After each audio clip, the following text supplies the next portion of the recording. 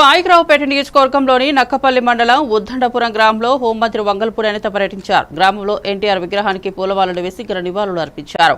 ఆ తర్వాత గ్రామంలో ఇంటింటికి వెళ్లి స్వయంగా పింఛన్లు పంపిణీ చేశారు. లబ్ధిదారులతో ఆత్మీయంగా మాట్లాడి వారి సమస్యలు అడిగి తెలుసుకున్నారని, ప్రభుత్వ సంక్షేమ కార్యక్రమాలను ప్రజలెదుటకు తీసుకెళ్లే ఉద్దేశంతో ప్రత్యక్షంగా వారి ఇంట్లోకి వెళ్లడం విశేషంగా నిలిచింది. పింఛన్ల పంపిణీ సందర్భంగా గ్రామస్తుల జీవనశైలిని పరిశీలించి వారికి అవసరమైన మౌలిక సదుపాయాలపై దృష్టి పెట్టారు. ఆమె అందరితోనూ స్వచ్ఛమైన స్నేహభావంతో మెలిగి ప్రజల మన్ననలు పొందారు. చాలా కొన్ని కోట్ల రూపాయలు ఈ రోజు ఆర్థిక పరిస్థితులు బాగోలేకపోయినా కూడా గౌరవ ముఖ్యమంత్రి గారు ఇచ్చిన మాట ప్రకారం మన ఎన్డీఏ కూటమి మన పవన్ కళ్యాణ్ గారు అదేవిధంగా ఇచ్చిన మాట ప్రకారం ప్రతిదీ కూడా చేసుకుంటూ వెళ్తున్నాం. మీరందరూ కూడా దానికి సహకరించండి. ముఖ్యంగా గ్రామాల్లో రోడ్లు, డ్రైన్లు అన్ని బాధ్యతలు మేము తీసుకుంటాం. మ్యాచింగ్ గ్రాంట్స్ లో కూడా ఉన్నాయి.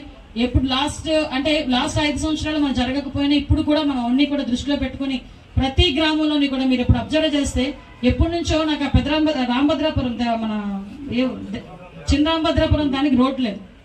నేను ఆ ఊరికి క్యాంపెయినింగ్కి వెళ్తే ఏ గుమ్మం వెళ్ళినా ఏం చెప్పేవారు తెలుసా, బొట్టు పెట్టేవారు నాకు, మా ఊరు రోడ్ అయ్యమ్మా అని. అంతమించి ఏమి అడగలేదు వాళ్ళు.